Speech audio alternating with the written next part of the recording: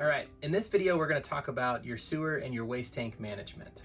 First and foremost, there are two tanks on most of our RVs. You have what's referred to as a black tank and a gray tank. Your gray tank is collecting all the runoff and sewer from your sinks and from your showers.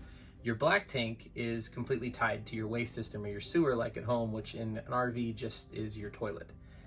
Both tanks have different things going into them, right? So when you think about their capacity and how much they would hold, a 30 to 50 gallon tank on most RVs is comparable to two pretty good showers you would have at home. Could potentially fill up that tank.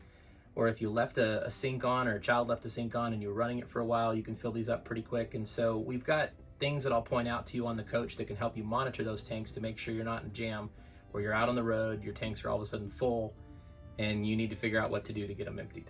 But while we're in the coach, let me talk about a few things to have in mind as you prepare for your trip.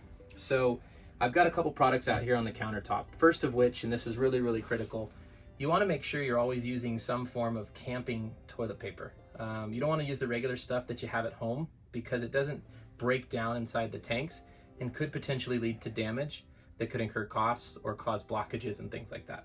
So make sure you're picking something that has RVs and boats and it says rapid dissolving. You don't want the septic tanks, but you want the camping version.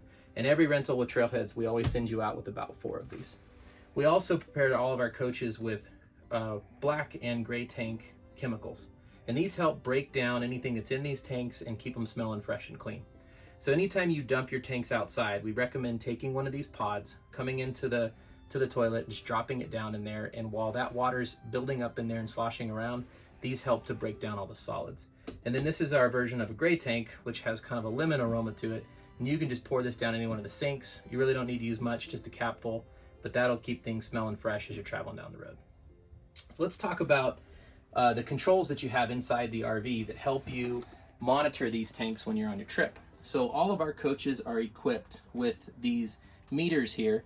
And when you push down on these buttons, you can check various different things, including propane and battery and freshwater tank. For this video, we're most concerned about our black and gray tank levels. So when I push these buttons, you can see here these lights illuminate while I hold them down. This tells you where your black and gray tanks are. Some things to think about when you're monitoring these is I encourage everybody, check these multiple times a day. Anytime you're walking past here, just take a quick peek at it. Or if someone takes a few showers in the morning before heading out, take a look and see where you're at. Last thing you want to do is forget to dump your tanks before you head to your next destination and all of a sudden realize that you've got full tanks driving down the road and things moving back and forth in there. Also, in regards to these tanks, I would recommend that anytime you're camping in cold weather, we have tank heaters on most of our coaches. And these are like mats that are on the bottom of the coaches, and you can turn these on. They run off the electricity or battery banks inside the RVs. And I would recommend keeping them on anytime temperatures are going to be below freezing. This keeps your tanks and the liquids inside of them from freezing up, which could cause damage or prevent you from being able to drain them properly when you need to.